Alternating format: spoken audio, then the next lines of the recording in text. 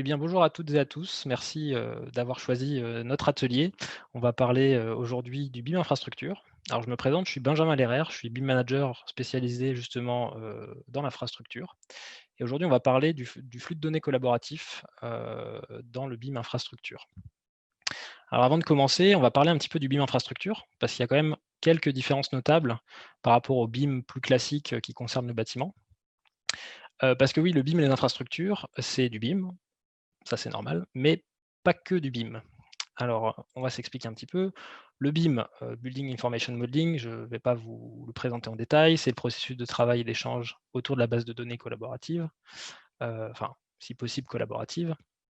Mais le BIM infra se différencie quand même pas mal du BIM bâtiment, notamment de par l'étendue en fait de ses projets. Effectivement, la notion de géoréférencement, de territoire est beaucoup plus importante.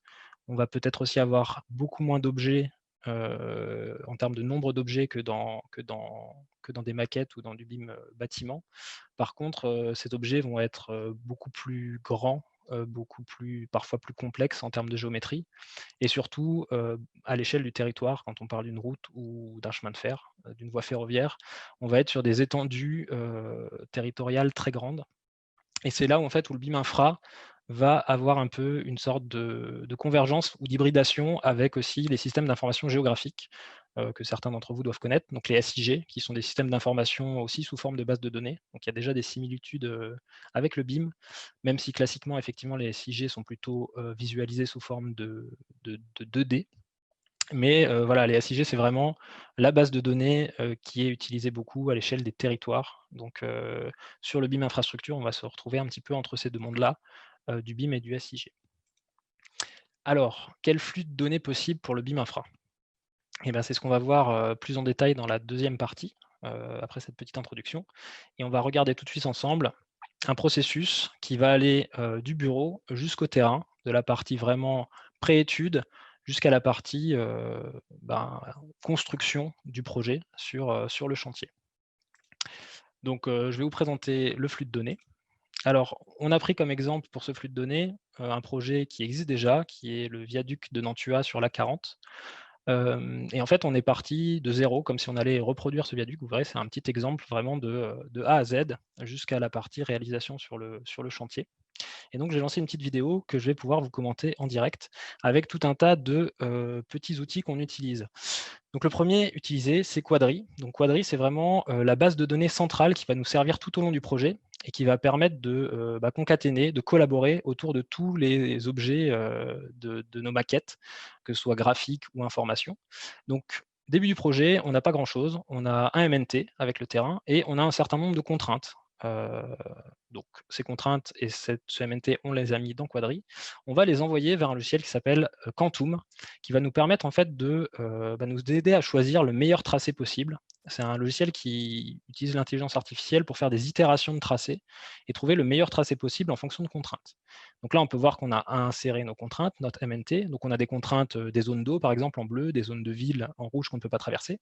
Et donc à partir de ça, on peut lui demander de faire des simulations. Donc là, on a demandé une petite dizaine de tracés. Il va simuler une dizaine de tracés qu'on va pouvoir classer, qu'on va pouvoir comparer entre les différents coûts que peuvent avoir ces tracés, les émissions de CO2 aussi de ces tracés. Et donc, on va pouvoir regarder l'axe en plan, profil en long de ces itérations et essayer de trouver le meilleur chemin possible en fonction de toutes nos contraintes pour notre projet. Une fois que cet axe, donc on est vraiment en pré-étude, essayer de trouver le meilleur chemin entre un point de départ et un point d'arrivée, et bien une fois que cet axe est sélectionné, nous paraît être le meilleur, et ben, on va pouvoir le renvoyer aussi vers Quadri, où on va toujours synthétiser toute notre donnée. Et on va pouvoir lancer un premier avant-projet, donc un projet assez sommaire. Donc là, c'est l'envoi de l'axe retenu dans Quadri. Et Quadri, c'est pas seulement une base de données en fait, de synthèse, c'est aussi une base de données collaborative. Donc il y aura tous les objets, tout le monde peut les voir à n'importe quel moment. Et du coup, là, on peut voir qu'il y a une notion de topics dans Quadri. Donc on peut s'envoyer entre collègues des petits messages, des petites notifications. On peut suivre des tâches à réaliser. Et donc là, j'envoie tout simplement dans Quadry un petit message à mes collègues qui vont s'occuper de la partie avant-projet de cet ouvrage. Donc l'axe retenu pour le projet a été sélectionné. Vous pouvez lancer les études d'avant-projet sur InfraWorks, puisqu'on va passer à l'étape avant-projet. On était à la pré-étude de tracé, à l'étude de tracé en fait. On passe maintenant sur la partie avant-projet dans InfraWorks. Donc là, toujours sur Quadry, mon collègue a pu réceptionner le message. Il me confirme qu'il va bien s'en occuper. Et donc, en partant de cet axe-là, il va importer cet axe-là dans InfraWorks. Donc InfraWorks, c'est un logiciel qui permet de faire assez rapidement des variantes, des itérations de projets, et qui en plus permet de travailler dans un contexte réaliste, puisque InfraWorks va se baser sur des données open source comme OpenStreetMap ou la World Imagery, et va pouvoir récupérer notamment les orthophotos, le MNT, les emprises de bâtiments ou les voiries déjà existantes. Donc là, on voit que dans InfraWorks, on va pouvoir assez rapidement jouer un petit peu avec le profil en long, vu qu'on a importé l'axe en plan retenu. Et on va pouvoir commencer comme ça à faire une première version du projet. On peut faire assez facilement plusieurs variantes. Et donc voilà, on a fait un premier projet avec un profil en long de notre viaduc, parce qu'il va y avoir le viaduc, bien sûr, qui va passer dans cette vallée. Et donc, on va pouvoir assez rapidement aussi faire un projet de viaduc. Donc, on peut appliquer des styles de viaduc. Voilà, on choisit en fait les points kilométriques à partir duquel il y a un ouvrage et jusqu'auquel il y a un ouvrage. Et donc, on peut voir que là, en quelques clics, le viaduc, un viaduc en tout cas, un type de viaduc a été généré, et ça permet d'avoir une première version. Ce viaduc, on va pouvoir le publier, l'envoyer pour le retraiter dans d'autres logiciels qui vont permettre de faire des études un petit peu plus détaillées. Donc là, l'export, par exemple, du viaduc va être après traité, on verra dans la suite de la vidéo, va être traité sur Revit pour faire un ouvrage un petit peu plus détaillé. Et c'est la même chose aussi pour le reste du projet, pour la partie terrassement, pour la partie axe en plan profil en long. On va maintenant passer dans Civil 3D, qui est un logiciel d'études de projets linéaires plus poussés, plus détaillés. Et donc, on va pouvoir récupérer en fait de notre avant-projet InfraWorks. On va pouvoir récupérer tout ça dans Civil 3D pour faire une étude plus détaillée du projet. Donc là, on voit qu'on a récupéré toute la donnée dans Civil 3D. Et donc, bien sûr, avant de modifier tout ça, avant de faire notre étude détaillée, là, on a notre, on va dire, avant-projet qui est terminé. On va bien sûr l'envoyer aussi vers Quadry, puisque dans Quadry, on peut, encore une fois, stocker toute notre donnée et avoir vraiment le suivi de tout ce qui a été fait, et la partie collaborative, vraiment la partie historique de tout notre projet. Donc là, on utilise un connecteur entre Civil 3D et Quadry qui permet d'envoyer directement la donnée de Civil 3D, donc notre projet notre avant-projet de notre viaduc et de notre route, a directement été envoyé, voilà, comme on peut le voir, dans Quadry. Et donc dans Quadry, on avait toujours le MNT depuis le début, hein, donc on peut toujours aussi rajouter le MNT à cette vue. Et en fait, on peut assez facilement comme ça glisser, déposer des éléments, toutes les phases, tous les objets qu'on a pu importer dans notre projet, et pouvoir travailler dessus. Donc là, l'avant-projet, du coup, est terminé. Donc, encore une fois, la petite partie topics qui va permettre à mon collègue de signaler que l'avant-projet est terminé. Donc, il me la signe à moi-même. Il fait une petite capture voilà, géolocalisée qui va me permettre de voir un peu ce qu'il veut me montrer. Et donc, il va me signaler que l'avant-projet est fini et qu'on passe à la partie projet plus détaillée. Les études de projet détaillées, on va se les répartir. Du coup, moi, je vais travailler plutôt sur l'ouvrage d'art sur Revit, et lui va plutôt s'occuper de la partie projet linéaire spécifique dans Civil 3D. Donc, le petit message qui va partir, le temps de le taper, hein, bien sûr. Donc, les études peuvent être lancées. Je m'occupe de la partie terrassement dans Civil 3D et je te laisse t'occuper du viaduc dans Revit, j'imagine. C'est bien ça. Et donc, de mon côté, bien sûr, là on revient sur mon ordinateur. Déjà, je peux voir qu'il a importé la VP. Donc moi, je peux aussi visualiser la VP avec le MNT. Donc voilà, avec des styles de vue aussi, des règles de dessin qui peuvent être différents. Là, on voit que le MNT, je ne l'affiche pas de la même manière que lui. Tout ça est bien sûr géoréférencé, c'est très important. On est sur une base de données complètement géoréférencée. C'est pour ça aussi que ça communique d'un logiciel à l'autre et que tout se place correctement sans trop de problèmes. Et donc, j'ai bien noté que les AVP étaient terminés, donc je peux récupérer ce projet directement dans Revit via l'export qui avait été fait depuis InfraWorks, via un format IMX. Donc je vais récupérer encore une fois ce viaduc dans Revit, et ce viaduc d'avant-projet va être géoréférencé correctement dans Revit puisqu'il était déjà géoréférencé dans InfraWorks. Et donc, là, il est bien géoréférencé au bon endroit dans Revit. Et donc, je vais pouvoir m'amuser à... Enfin, m'amuser. Je vais pouvoir le modifier, en tout cas, je vais pouvoir le faire évoluer en ayant déjà la bonne référence en termes de géoréférencement, les bonnes plateformes, les bonnes implantations. Et donc là, imaginons, voilà, quelques temps plus tard, hein, j'ai bien travaillé. Et donc là, j'ai mon design définitif d'ouvrage. Donc l'ouvrage viaduc a pas mal évolué. Voilà, il est un peu plus détaillé. On a des semelles plus détaillées aussi. On a des piles qui ont changé. Et donc à partir de là, mon travail dans Revit est terminé.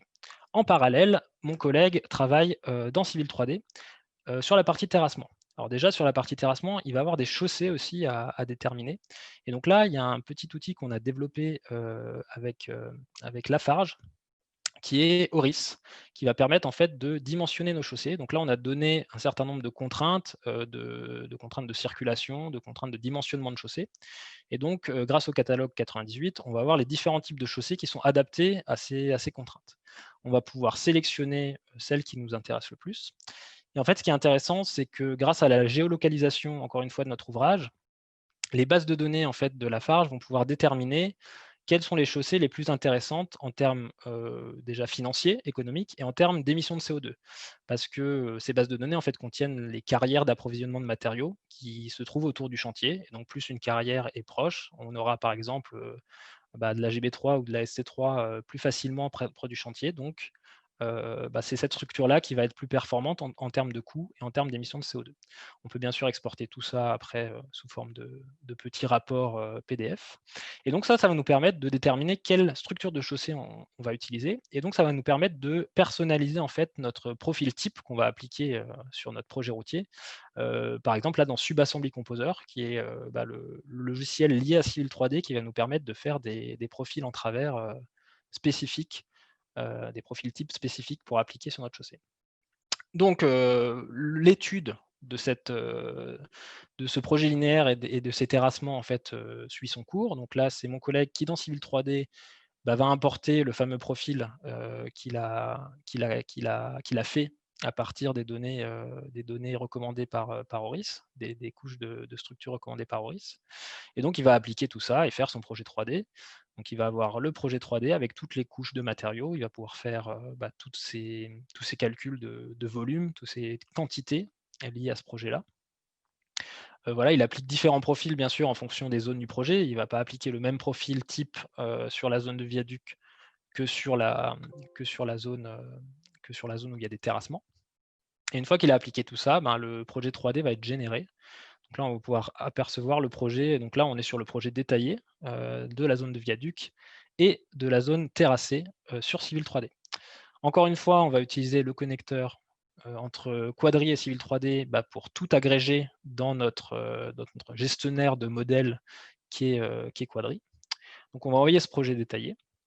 On va pouvoir le visualiser dans Quadri. Et de la même manière, il manque pour l'instant donc là, il y a un petit temps de chargement quand même, le temps que ça soit envoyé. Et une fois que c'est envoyé, on va pouvoir le visualiser et surtout, on va pouvoir rajouter également le viaduc, parce que là, on va avoir le projet, bien sûr, de terrassement, mais avec la partie viaduc manquante. Eh bien, il existe aussi un connecteur direct entre Revit et Quadri. Donc à ce moment-là, moi, je vois que le viaduc est manquant. J'ai travaillé dessus, on l'a vu tout à l'heure, hein, j'ai fait un viaduc plus détaillé, un viaduc de projet plus détaillé sur Revit. Et de la même manière que le connecteur Civil 3D, je vais utiliser une tâche de connexion, un connecteur avec Revit, pour tout simplement exporter de Revit directement mon ouvrage dans Quadri. Et donc, une fois que l'export sera fait, je vais pouvoir visualiser tout mon projet, tout simplement, concaténé dans Quadri.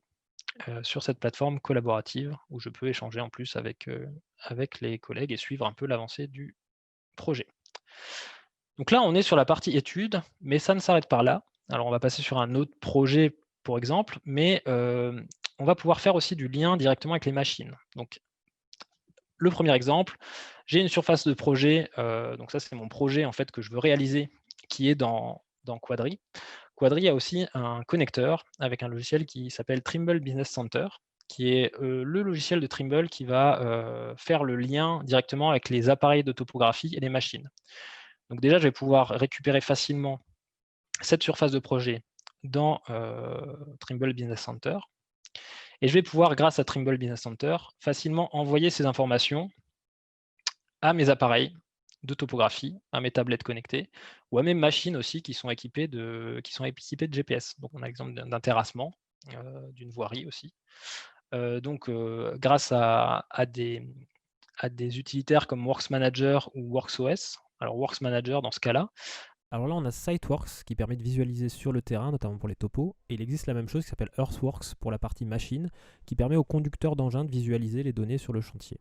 Donc il va pouvoir charger les projets en fait, que j'ai envoyés depuis Trimble Business Center. Donc là, on voit qu'il note l'ordre de mission, il sélectionne la surface qu'il veut importer. Et donc, il va directement pouvoir voir sur l'appareil qui est dans sa machine le terrassement à faire. Il va pouvoir visualiser aussi des zones, on l'a vu en rouge, là on va le revoir en rouge, mais des zones qui sont à éviter, par exemple dans lesquelles il y a des canalisations sensibles qui passent. Et donc, il va pouvoir voir les lignes projets avec les X, Y, Z et les zones où il doit s'écarter. Tout son travail qui est effectué avec sa pelle ou avec son bulle, par exemple, si la pelle ou le bulle sont équipés sont équipés directement connectés en fait, on va pouvoir avoir les relevés journaliers de ce qu'a produit l'engin. Donc là, on peut voir sur WorksOS une comparaison entre le projet fini et ce qui a été levé par les engins pendant qu'ils travaillaient. Et on va pouvoir récupérer ces surfaces. Donc on va pouvoir comparer le théorique et le réalisé. Et encore une fois, on va pouvoir récupérer tout ça dans Trimble Business Center. Donc on va pouvoir voir là une superposition en fait de la surface projet théorique et de la surface réalisée.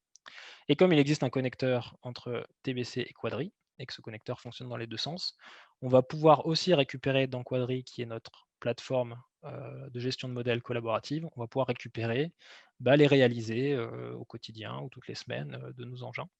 Donc là, on peut voir l'exemple du réalisé qui est envoyé directement dans Quadri. Et donc là, on peut voir les réalisés de deux machines. Là, il y a un bulle et une pelle par rapport au projet prévisionnel. Voilà, donc je sais que en moins de 15 minutes, ce workflow est un petit peu dense. Il ne faudra pas hésiter à nous recontacter pour qu'on vous présente tous les logiciels utilisés dans ce workflow ou si vous voulez plus de détails sur certains de ces workflows, n'hésitez surtout pas. Avant de nous quitter, je vais quand même vous présenter un cas réel, puisque là, c'était un petit cas d'étude spécifique pour la présentation. Mais on a des projets qui utilisent ces workflows, notamment la connexion entre le bureau et le chantier. Donc, je vais vous présenter rapidement le cas de Port. Donc, Port, qu'est-ce que c'est? C'est un chantier, un projet routier en Roumanie, donc une nouvelle autoroute de 13 km. Et donc, sur ce chantier, il y a une section d'1,5 km qui est une section test pour justement cette philosophie de chantier connecté et vraiment de lien bidirectionnel entre le bureau et le terrain. Donc c'est seulement 1,5 km, mais c'est quand même une section qui correspond à 800 000 m3 de déblai. Donc c'est pas la plus petite section du projet. Alors, qu'est-ce qui a été fait sur Port? Dans un premier temps, toute la partie conception a été bien sûr faite sur des outils collaboratifs BIM, à tel point que même un certain nombre d'informations statistiques ont pu être récupérées aussi au moment de cette conception. Voilà, l'activité en fait mois par mois par rapport à la plateforme collaborative. Ensuite, il y a beaucoup de choses qui ont été faites sur le terrain, donc des relevés de nuages de points par drone. Et donc, à partir de ces levées, on a pu générer des surfaces aussi, d'états existants, qui ont été renvoyés grâce au workflow que je vous ai présenté, vers les outils de conception aussi de bureaux. Ensuite, les orthophotos ont été aussi relevés par drone, ce qui a permis de comparer en fait le chantier au fur et à mesure de son avancée et de récupérer aussi tout ce qui est profil en travers des déblais à réaliser. Ces surfaces qui ont été retraités au bureau ont pu être réexportés vers les engins de chantier pour pouvoir avoir les informations de ce qui devait être fait sur le terrain. Donc encore une fois, c'est ce que je vous ai présenté tout à l'heure, mais là c'est sur un vrai projet en Roumanie. Ça a permis aussi de vérifier, alors ce qui a été fait, oui, c'est Le suivi de chantier, en fait, a quand même été fait de manière traditionnelle. Donc, il y avait les relevés qui étaient directement récupérés des engins, comme je vous l'ai montré, mais ça a été croisé avec un relevé, topo traditionnel, ce qui a permis de comparer aussi, la précision de ce mode de levée. Et puis ça a permis aussi de faire un suivi de chantier, comme les machines sont connectées et de pouvoir, visualiser en fait les cadences, en fonction, des jours, en fonction des tronçons qui ont été effectués.